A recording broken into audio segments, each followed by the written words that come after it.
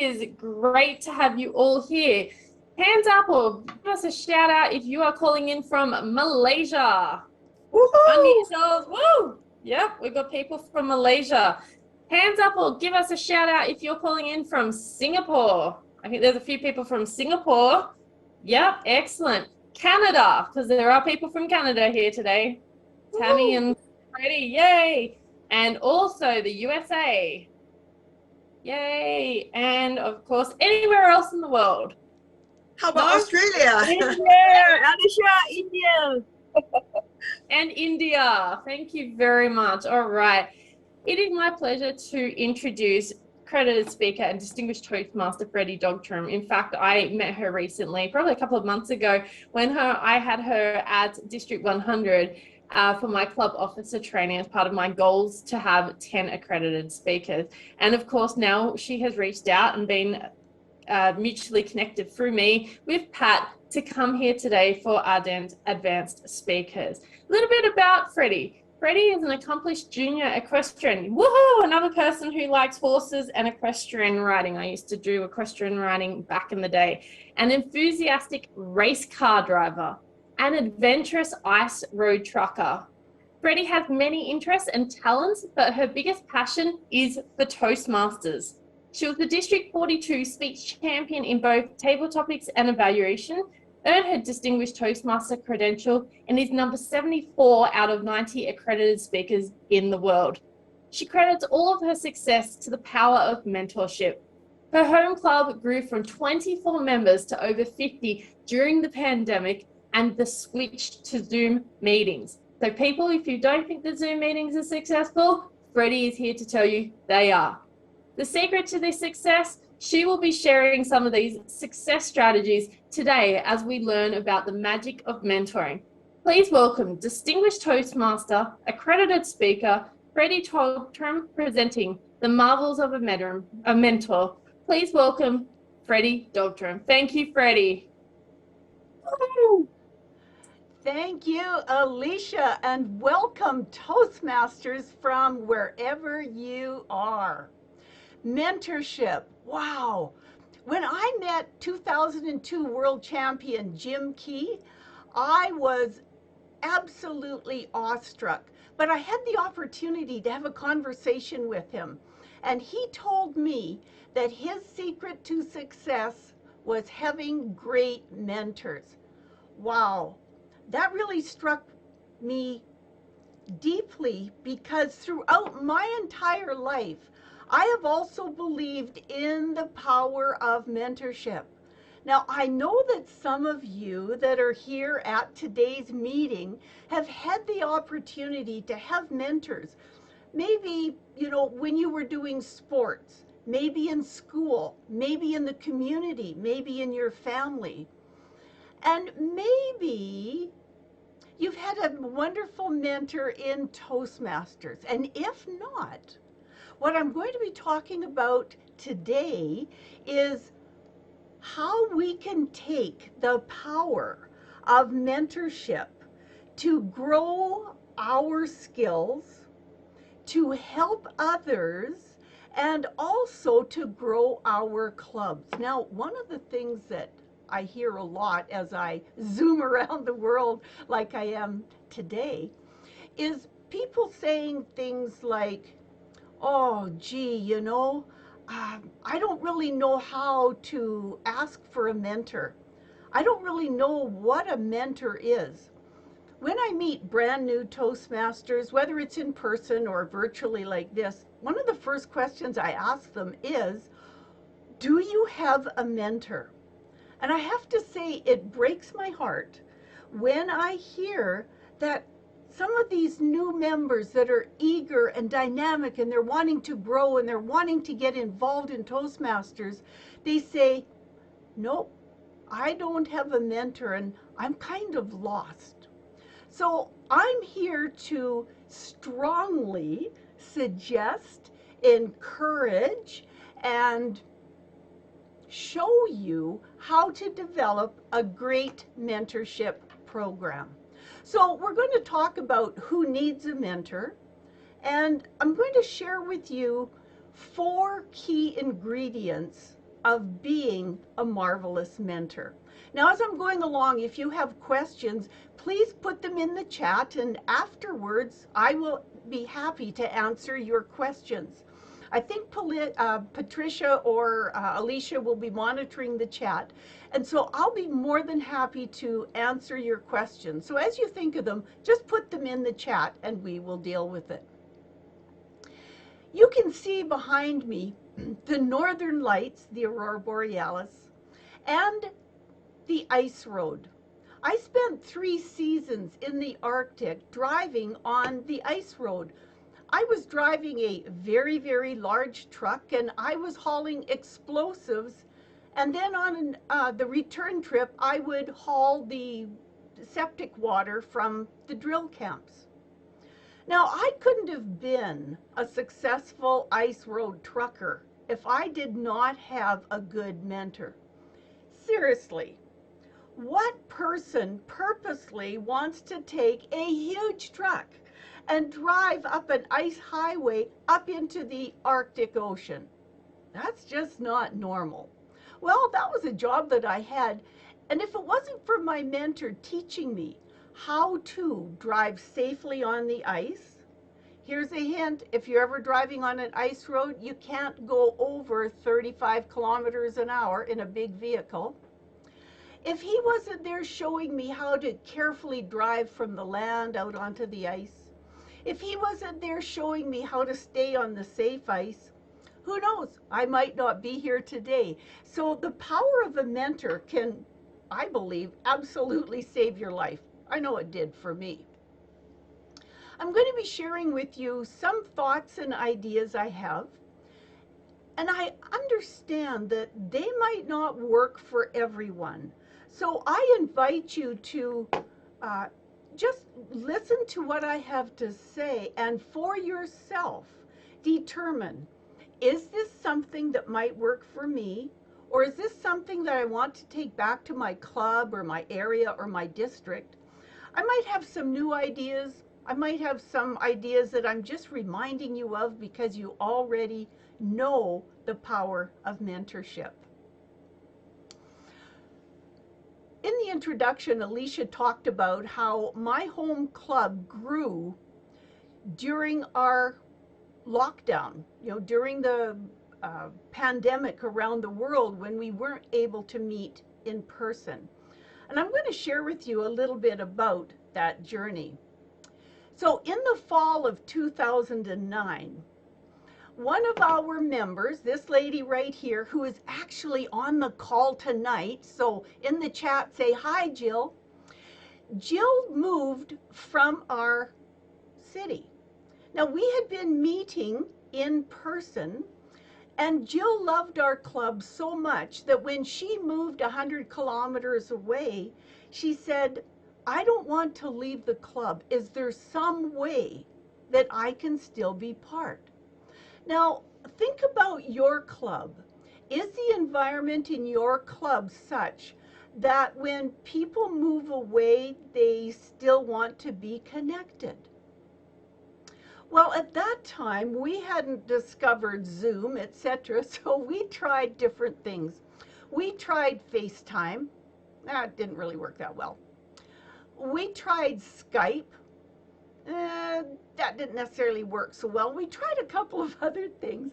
And so what we would do is we would have a laptop on a swiveling cake stand, and that was Jill's picture. And so when somebody was talking, we'd spin the laptop around so that Jill could see who was talking. And when she was talking, we'd sort of hold the laptop up so that everybody could see Jill talking. Well, then we discovered Zoom, and it started to work much better. So this was in the fall of 2019.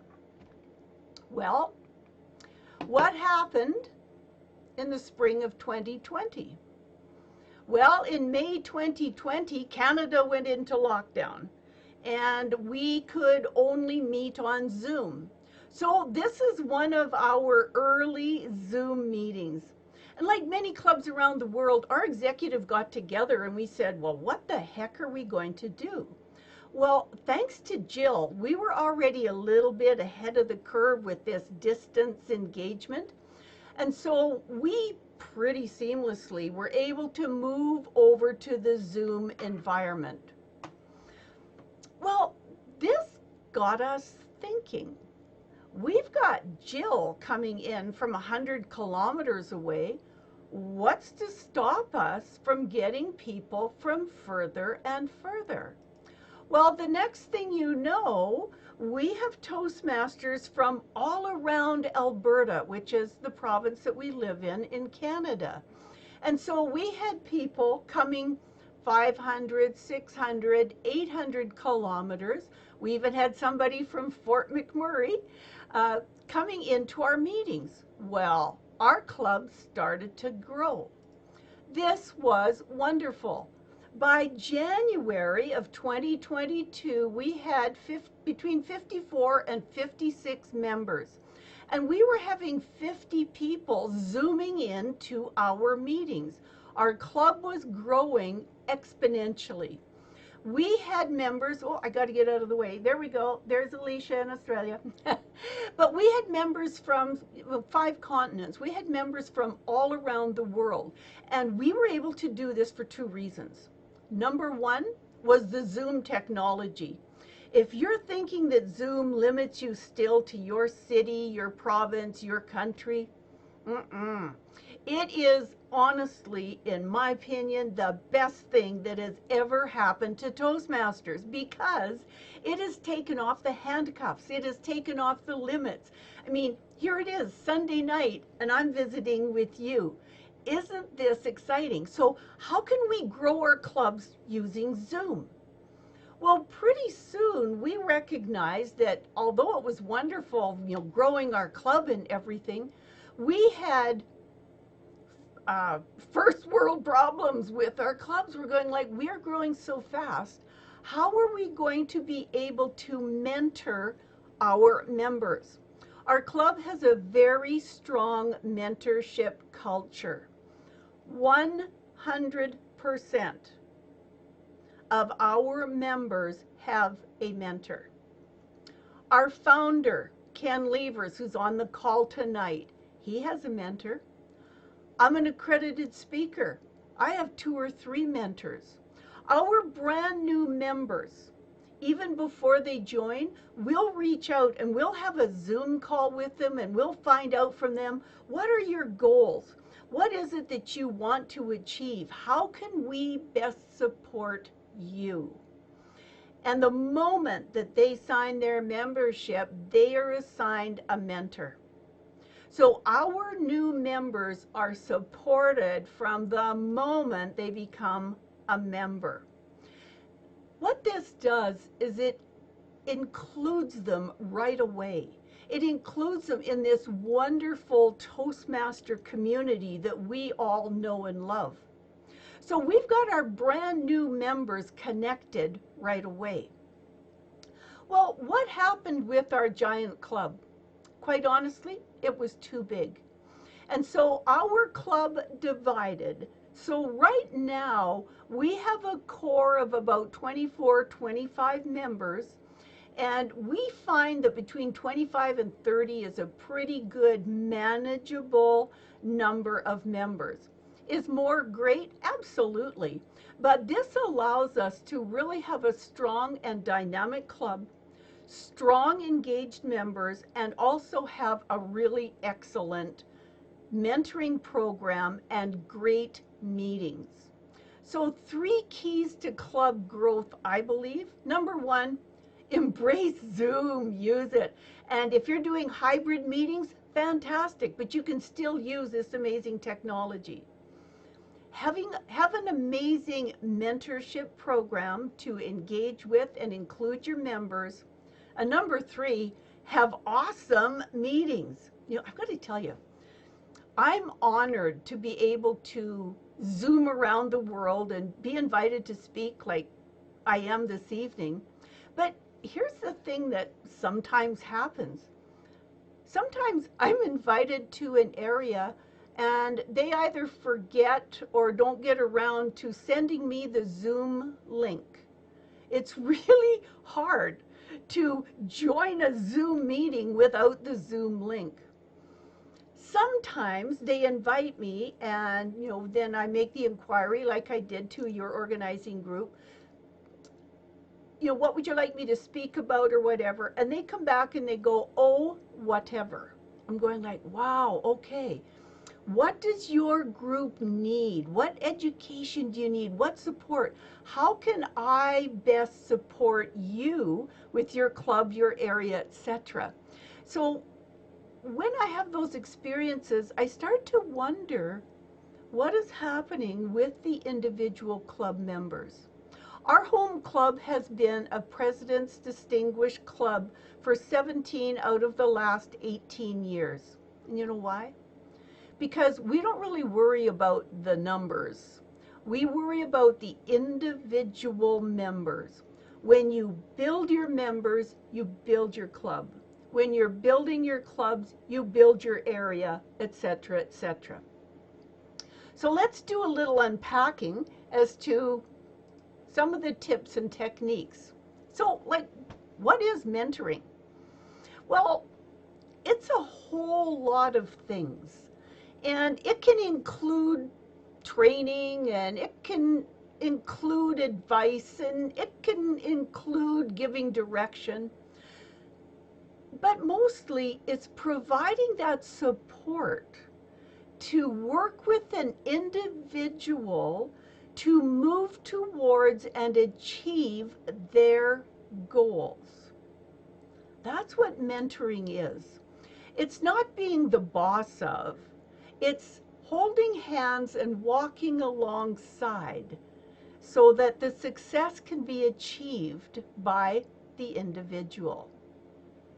In 2015, I was standing on the stage at Caesar's Palace in Las Vegas at the International Convention. I was giving my accredited speaker presentation, and it was terrifying. Now, I had been practicing, and it was one of the keynotes that I gave quite frequently, and so maybe I was just a little bit overconfident. Well, I gave my presentation, the audience loved it, but I was not successful. So in front of the entire Toastmaster world, I failed. Oh, but what it did is it gave me the opportunity to take a look at maybe some of the mistakes that I had made and to figure out a way to do it better next time so that hopefully I could be successful. 2017, I'm standing on the stage in Vancouver, Canada. 2017, I gave an accredited speaker presentation, and woohoo! I made it. Number 74 in the world. Oh my gracious, does that feel good? And if this is something that you want for your future, go for it. It is hard work. It's exceptionally hard work. But when you stand on the stage and they award you your plaque, there's no better feeling in the world. So, what was the difference between 2015 and 2017? Well, this lady. This is Deanne. She led my mentoring team. You see, I had a mentor for Toastmasters up to 2015 because our club has a great mentoring program. But I hadn't specifically looked for a mentor to help me achieve a very specific goal that I had. So when I was unsuccessful, I turned to Deanne and I said, I think I need a mentor. And I probably need a team of mentors to help me to achieve this goal. Well, Deanne and I had been Toastmasters together for quite a long time, and she was pretty tough. She was a teacher. She taught English as a second language, and she didn't take any nonsense, and she made me work hard. But you know what else was wonderful? My entire club My entire club were my mentors. Everybody had the opportunity to give me input and feedback, and I would practice pieces of my speech at the club meeting, and I would get feedback from everybody. Some of my favorite mentors during that time, and even still today, were the brand new members. And the brand new members make good mentors because they've got a fresh perspective. So when I was working for a year to prepare for the accredited speaker, I can give about 90% of my success to the dedication and the devotion of my mentors, led by Deanne, who was leading the mentoring team. It's pretty important to have folks like that in support. Well, people say to me, well, mentor, like, what is that, a coach? Is that a trainer? Like, what is it? Well, basically, mentor, the word mentor comes from the Greek, and it's a trusted friend. A trusted friend and a counsel, and somebody that will walk the path with you, that will support you and go along with you for your goals. What does a mentor do? Well, they listen, they encourage, they build trust, and they're reliable. So our club had a lady that wanted to do a high performance leadership project. And things were just starting to open up where people were starting to be able to meet in person, but folks were still a little nervous about it. And in our club, we couldn't go back to exclusively just in-person meetings because we've got members all over the world. So we were looking at doing things hybrid. Well, we did things hybrid with a twist. We decided to do a hybrid meeting where some of the people were camping out in the Canadian Rockies at Jill's house. Some of us went out for the day, and so we had a Zoom meeting sitting in the beautiful foothills of the Rocky Mountains. We had people Zooming in, so we had in-person, we had Zoomers, and it was a hoot. We had folks, as you can see, sitting in offices, and we had folks sitting in lawn chairs. It was fun. And how did that come about? Well, our member met with her mentor and said, I want to do something really, really different. So they brainstormed, and quite honestly, this is about as different as you can get. A camping hybrid Toastmaster meeting with 2 speeches, one in person, one on Zoom, feedback, evaluation, the whole thing. We had a full meeting, but we did it in a very fun way. So, are you cut out to be a mentor? I don't know. Let's take a look at whether you want to be a mentor or not. A starting point in my thoughts is, it's like leadership. In order to be a good leader, you also have to be a good follower. You have to be able to see both ends of the spectrum. So to be a good mentor, I think you need to have been a mentee at some time in your life, and almost all of us have. So to be a mentor, first of all, I think you need to see the need. You need to see that there is actually a need in your club, your area, your district, to help people identify their goals and to actively work towards them. You know what? I think you need to listen to your heart. Do you have a genuine desire to help? And if you do not, it's okay, right? It's okay to say no.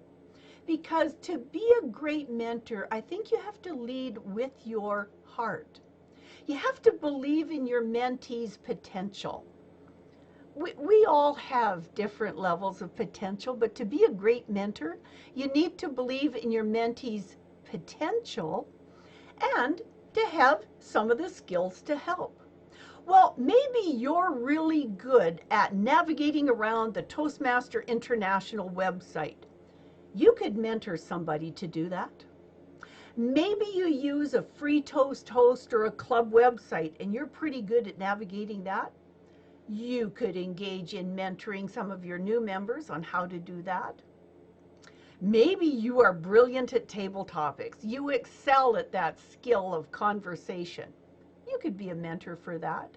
You see, you don't have to be a mentor for everything, but you have to have some skills to help. Now, what about not being a mentor? You see, it's okay to say no. If you're feeling forced or tricked or coerced or pushed into being a mentor, please say no, because that isn't fair to you, and it certainly isn't fair to your mentee. What if you don't have the time? My gosh, life gets full, doesn't it? I have a saying that I use with the people that I'm working with, and that is family first,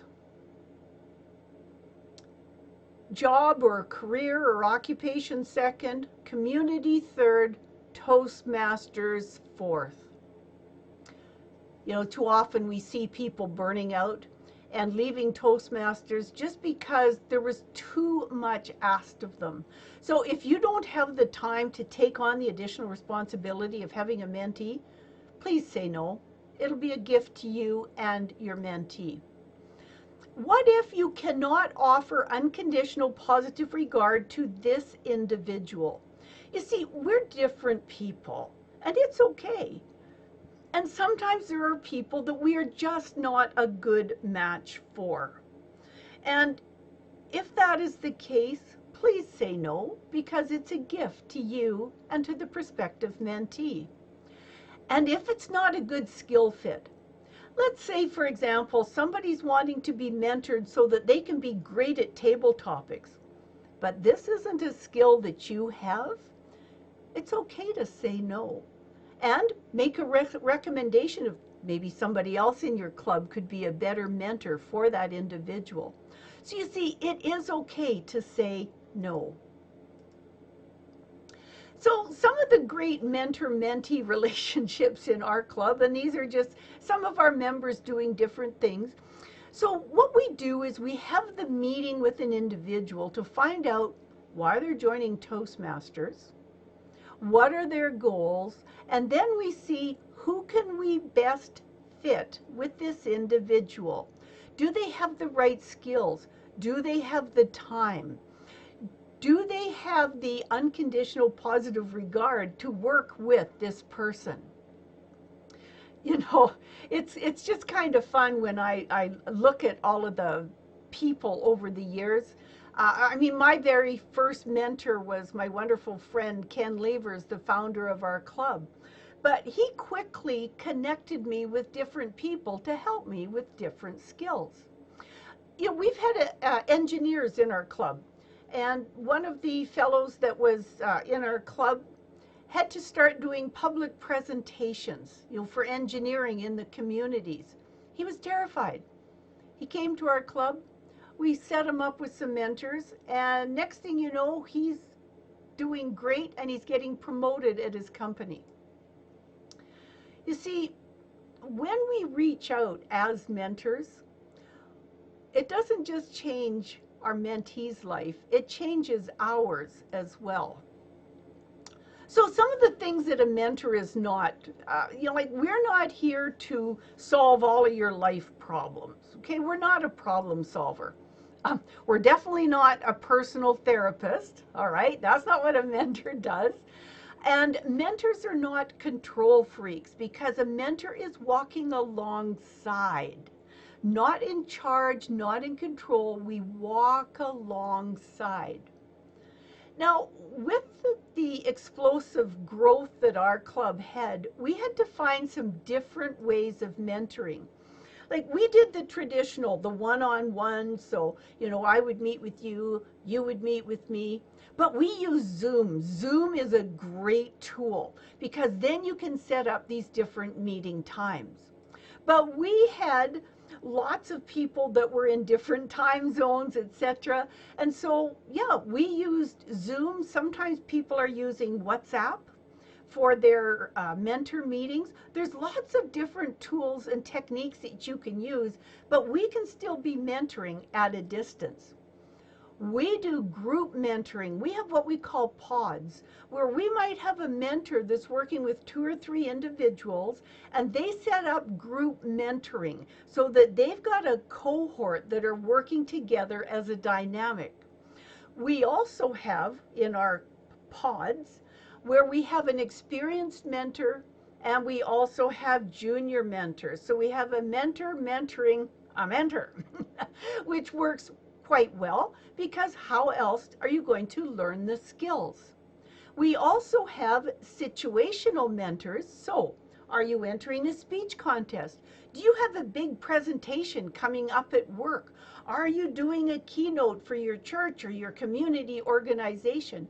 There can be situational mentors that are just for a very specific period of time as well. So, how do you pick a mentor? Well, it's always good to have that match between aspiring goals and skill sets. But there also has to be that personal connection as well. So picking the right talent is important. The right time. Do you have time to meet? We've got groups that meet at 7 o'clock in the morning. We've got groups that meet after 8 o'clock at night. And the topic, technique versus content. It's important. Being a mentor. This is my friend Ken, my first mentor, and he's here tonight. Thank you, Ken. But he taught me that you have to have the interest, the intent, and the insights. The interest. First of all, do you have the time? Young Jared here in the orange, he was a brand new business owner and he joined Toastmasters so he could communicate effectively about his business. Do you want to mentor this person? Is there a personal fit? And ask yourself this question: why me? Why now?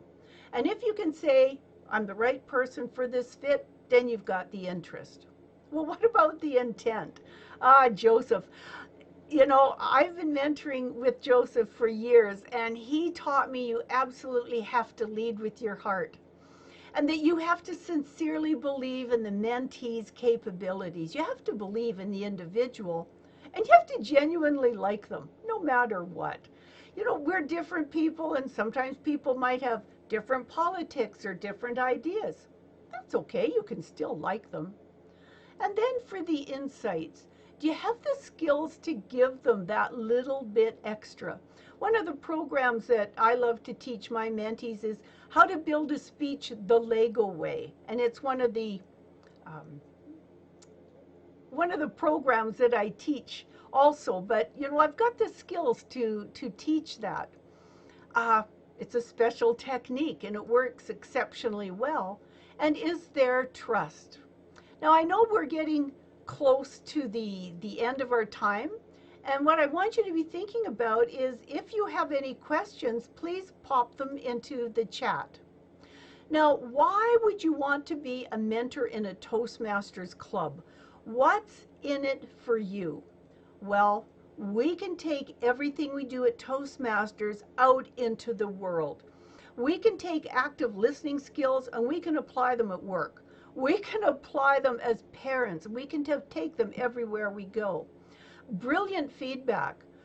Where else can you learn the science and the art of giving great feedback except as Toastmasters? And as a mentor, you really get to develop that skill. You need to take that skill out into your workplace. Critical thinking, yes, it's a skill we all need. Dynamic collaboration, how to get along with people. Workplace, families, parenting, of course. Emotional intelligence. This is some of the things that we learn in Toastmasters. And so everything that we do, especially mentoring, can be taken out into the air quotes real world. You know, we find Toastmasters everywhere. And here in Canada, we have our Air Force has a demonstration team called the Snowbirds. If you've seen the American Blue Angels, well, the Snowbirds is Canada's version. And they've got several members that are Toastmasters, and I was privileged to meet some of them. And through Toastmasters, they were able to advance in their careers in the Air Force. So engineers, pilots, technicians, accountants, salespeople, no matter who you are, where you are, or what you do, I believe that Toastmasters is the perfect home for you, and to get a mentor, be a mentor, and to find that the marvels of mentorship are going to help your life in ways that you might not yet have noticed.